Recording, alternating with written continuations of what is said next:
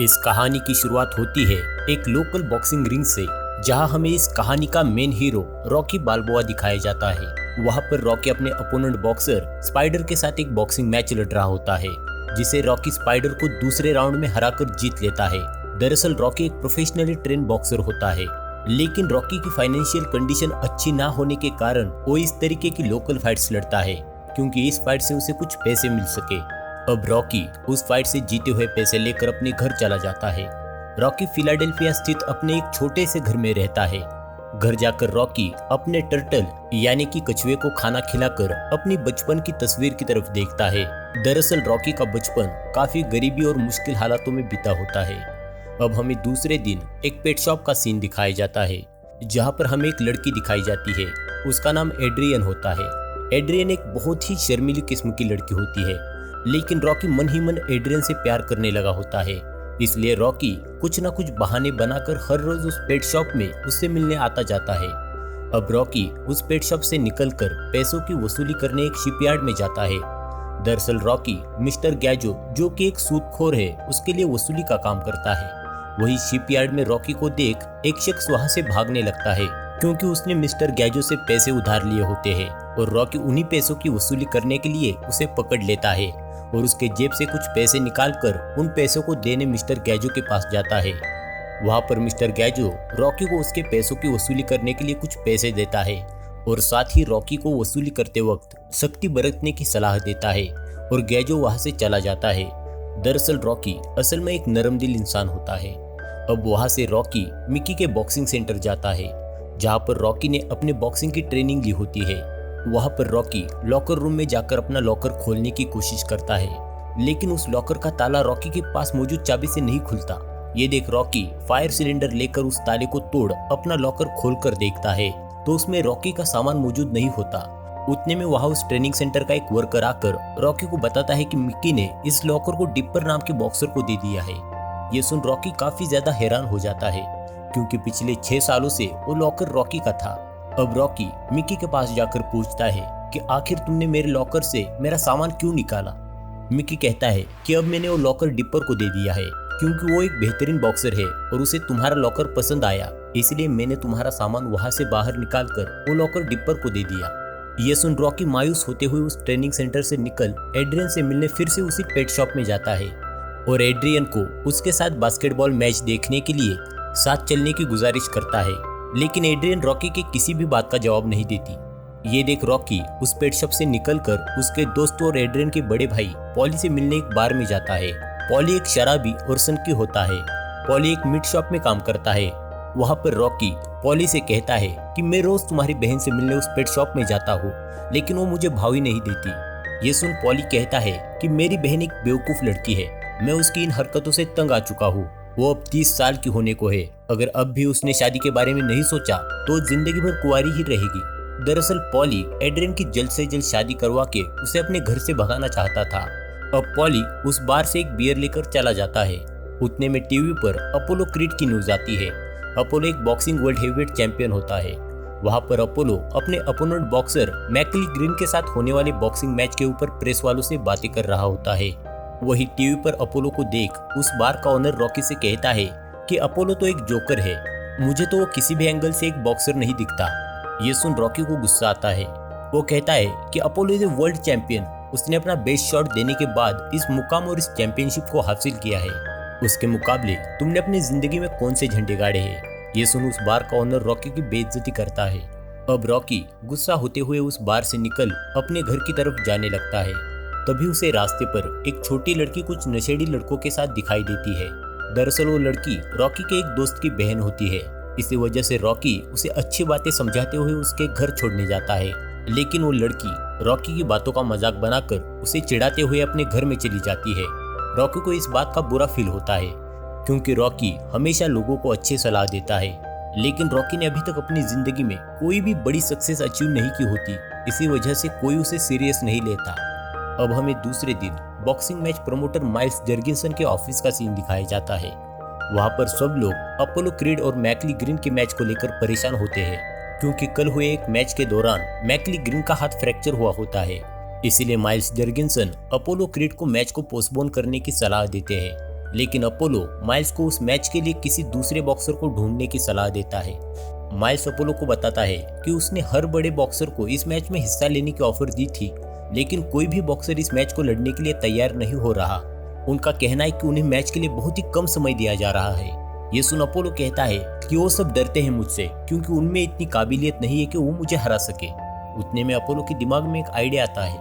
Apollo कहता है, हमें अगर कोई मशहूर अपोनेंट नहीं मिल रहा तो क्या हुआ, हम किसी लोकल गोरे बॉक्सर को उस मैच में लड़ने का मौका देंगे, जिससे कि फिलाडेल्फिया के लोगों में मेरा कद और भी ज्यादा बढ़ जाएगा और ये मैच आम लोगों को हमारी तरफ काफी ज्यादा आकर्षित करेगा।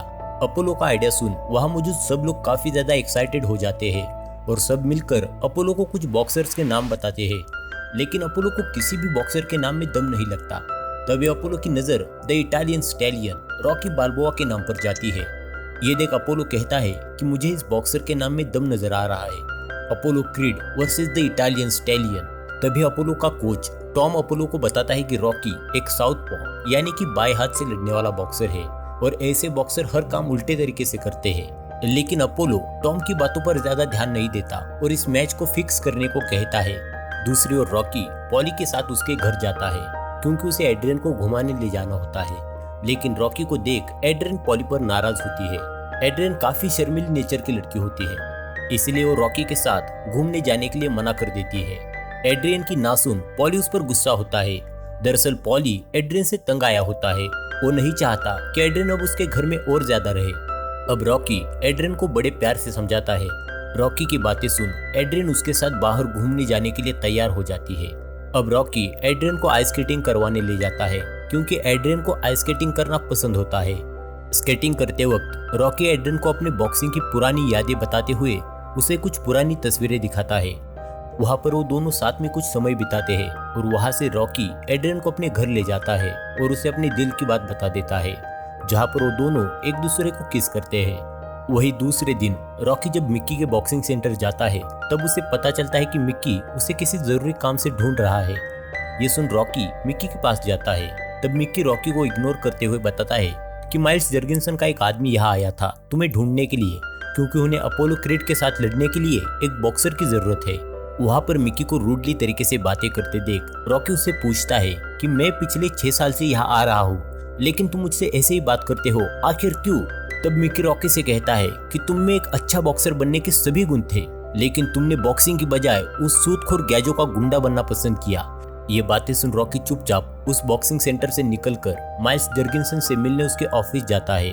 वहाँ पर जर्गिंसन रॉकी के सामने वर्ल्ड हेवीवेट चैंपियनशिप के लिए अपोलो क्रीड के खिलाफ बॉक्सिंग मैच लड़ने की ऑफर रखता है। ये ऑफर सुन रॉकी कुछ देर के लिए खामोश हो जाता है और ये मैच लड़ने के लिए जर्गिंसन को मना कर देता है। रॉकी कहता है कि मैं एक क्लब में लड़ने वाला छोटा मोटा बॉक्सर हूँ और मेरा अपोलो जैसे बड़े बॉक्सर से मुकाबला करना ठीक नहीं होगा। लेकिन माइल्स जर्गिंसन रॉकी की हौसला अफजाई करते हुए उसे समझाता है कि उसे हाथ आए इस बड़े मौके को खोना नहीं चाहिए। और फाइनली रॉकी अपोलो के खिलाफ मैच लड़ने के लिए तैयार हो जाता है और इस मैच की ऑफिशियल अनाउंसमेंट के लिए रॉकी और अपोलो की प्रेस कॉन्फ्रेंस कराई जाती है, जहां पर रिपोर्टर्स रॉकी को ज्यादा सीरियसली नहीं लेते। अब वहां से रॉकी एड्रियन से मिलते हुए मिस्टर गैजो से मिलने एक रेस्टोरेंट जाता है। वहां पर गैजो रॉकी को ट्रेनिंग करने के लिए कुछ पैसे देता है और साथ में सिगरेट जैसी बुरी आदतों को छोड़ने की सलाह देकर वहां से चला जाता है। अब रात के वक्त रॉकी जब घर पे होता है तब रॉकी से मिलने उसका कोच मिक्की आ जाता है। वहां पर मिक्की रॉकी को मिले इस अपॉर्चुनिटी के लिए बधाई देता है और साथ ही इस अपॉर्चुनिटी को हाथ से ना जाने की सलाह देता है, क्योंकि मिक्की का मानना होता है कि ऐसी अपॉर्चुनिटीज जिंदगी में सिर्फ एक ही बार मिलती है और हमें उन अपॉर्चुनिटीज को पहचान कर उन्हें भुनाना आना चाहिए।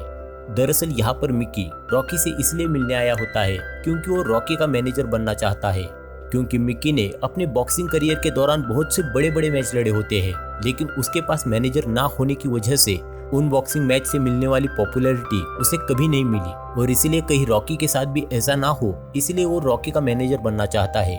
क्योंकि वक्त के साथ अब मिक्की के पास काफी तजुर्बा आया होता है, लेकिन यहाँ पर रॉकी मिक्की को बड़े ही रूडली तरीके से मना कर देता है, क्योंकि 10 सालों पहले जब सच में रॉकी को मिक्की की मदद की जरूरत थी तब उसने रॉकी की मदद नहीं की थी। इसलिए रॉकी मिक्की को वहां से जाने को कहता है, लेकिन गुस्सा शांत होने पर रॉकी मिक्की को रोकते हुए उसे उसका मैनेजर बनने की इजाजत दे देता है। अब यहाँ से रॉकी के बॉक्सिंग करियर की जर्नी दोबारा से शुरू हो जाती है। रॉकी सुबह के 4 बजे उठकर रनिंग के लिए निकल पड़ता है और रनिंग खत्म कर रॉकी वहां से मीट लेने मीट स्टोरेज जाता है जहां पर पॉली काम करता है। वहां पर रॉकी बॉक्सिंग की कुछ ट्रेनिंग कर वहां से मिकी के बॉक्सिंग सेंटर जाता है जहां पर रॉकी का खराब बैलेंस देख मिकी रॉकी के पैरों में एक धागा बांध देता है और उसे उस धागे को बिना तोड़े ट्रेनिंग करने की सलाह देता है। अब रॉकी अपनी ट्रेनिंग कर अपने घर चला जाता है जहां पर एड्रियन पहले से मौजूद होती है। वो वहां पर रॉकी को बटकस नाम के एक डॉगी को गिफ्ट करती है। अब दूसरे दिन रॉकी बटकस को साथ लेकर रनिंग करते हुए फिर से पॉली के मिड स्टोरेज जाता है जहां पर पॉली ने रॉकी की सीक्रेट ट्रेनिंग देखने के लिए एक रिपोर्टर को बुलाया होता है, जिसे देख रॉकी को पॉली पर काफी गुस्सा आता है। लेकिन पॉली के मनाने के बाद रॉकी उन रिपोर्टर को इंटरव्यू दे देता है। वही दूसरी ओर अपोलो माइल्स जर्गिंसन के साथ मैच की प्रमोशन में लगा होता है। तभी वहां पर अपोलो का कोच टीवी पर रॉकी की ट्रेनिंग देख अपोलो को उसे देखने के लिए बुलाता है, लेकिन अपोलो रॉकी को ज्यादा सीरियसली नहीं लेता। अब यहाँ से सीन शिफ्ट होता है पॉली के घर जहाँ पर रॉकी एड्रियन को मीट शॉप में हुए वारदात की सारी बात बता रहा होता है कि उतने में वहां पर पॉली आ जाता है और वो रॉकी और एड्रियन पर गुस्सा होते हुए उन्हें घर से बाहर जाने की धमकी देता है और एक बेसबॉल स्टिक को हाथ में लेकर वहां पर तोड़फोड़ करने लगता है और साथ ही एड्रियन को एक चरित्रहीन लड़की कहता है और उसकी इस बुरी हालत के लिए वो उसे कोसने लगता है, जिसकी वजह से रॉकी को पॉली पर बहुत गुस्सा आता है। लेकिन रॉकी पॉली को नशे की हालत में देख कुछ नहीं कहता। दूसरे दिन रॉकी जब मिकी के बॉक्सिंग सेंटर में ट्रेनिंग कर रहा होता है तभी वहां पर पॉली आ जाता है और वो रॉकी से उसकी एडवर्टाइजिंग करके कुछ पैसे कमाने की बात करता है। यहाँ पर रॉकी भी पॉली को इस बात की इजाजत देकर अपना पूरा फोकस अब ट्रेनिंग पर कर देता है और अब यहाँ से रॉकी मिक्की के साथ मिलकर काफी कड़ी ट्रेनिंग शुरू कर देता है।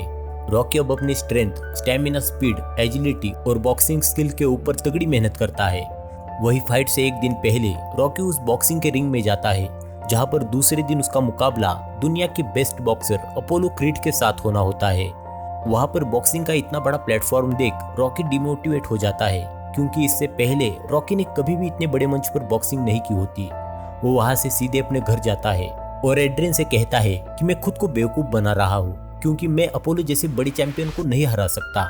हाँ, लेकिन मुझे मेरी हार और जीत से कोई फर्क नहीं पड़ता क्योंकि इससे पहले मुझे कोई नहीं जानता था। चाहे मैं इस मैच को हार जाऊं, चाहे अपोलो मेरा सिर तोड़ दे, लेकिन मैं इस मैच में अपनी जान लगा दूंगा क्योंकि आज तक कोई भी अपोलो तक नहीं पहुंच पाया और अगर मैं बेल बजने तक रिंग में टिका रहा तो जिंदगी में पहली बार मुझे लगेगा कि मैं सिर्फ भीड़ का एक हिस्सा नहीं हूँ। और अब फाइनली वो हिस्टोरिक दिन आ जाता है जहाँ पर दोनों बॉक्सर्स अपने अपने बॉक्सिंग किट पहनकर तैयार हो जाते हैं। अब रॉकी मिक्की के साथ रिंग की ओर बढ़ता है। रॉकी को रिंग की तरफ आते देख कुछ लोग उसे चेयर अप करते हैं। रॉकी ने अब तक प्रो बॉक्सिंग में कुल मिलाकर 64 मुकाबले खेले होते हैं, जिसमें रॉकी 28 मुकाबले हारा होता है और 36 मुकाबले जीता होता है। उतने में दूसरी ओर से रिंग में एंट्री होती है हेवीवेट चैंपियन दी अपोलो क्रीड की। रिंग में आते ही अपोलो इशारा करते हुए रॉकी को सिर्फ 3 राउंड में हराने की हामी भरता है।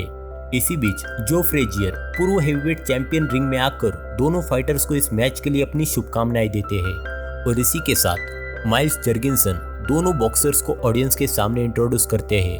अब रेफरी दोनों को मैच के रूल समझाते हुए मुकाबला शुरू कर देते हैं। फर्स्ट राउंड की शुरुआत में अपोलो रॉकी को थकाने की कोशिश करता है, लेकिन इसी बीच रॉकी अपोलो को एक जोरदार हुक पंच मार देता है जिससे कि अपोलो रिंग में गिर जाता है और अब रिंग का माहौल गर्मा जाता है। अपोलो फिर से खड़े होकर गुस्से के साथ एक के बाद एक पंचेस रॉकी को जड़ देता है, लेकिन इसी बीच रॉकी भी अपोलो पर मुक्के बरसाना शुरू कर देता है। उतने में अपोलो एक जोरदार पंच के साथ रॉकी को बॉक्सिंग रोप पे गिरा देता है।